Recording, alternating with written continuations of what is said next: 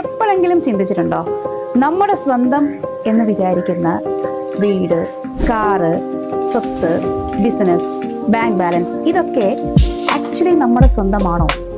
ആണോ? അല്ല, നമ്മുടെ സ്വന്തമല്ല.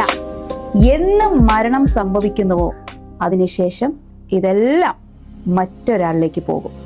അതുകൊണ്ട് താൽക്കാലികമായിട്ട് ഈ ദുനിയാവിൽ നമ്മുടെ സ്വന്തമാണെന്ന് വേണമെങ്കിൽ പറയാം. അങ്ങനെയെങ്കിൽ എന്നേക്കും നമ്മുടെ സ്വന്തം എന്ന് പറയാൻ കഴിയുന്നത് എന്തായിരിക്കും?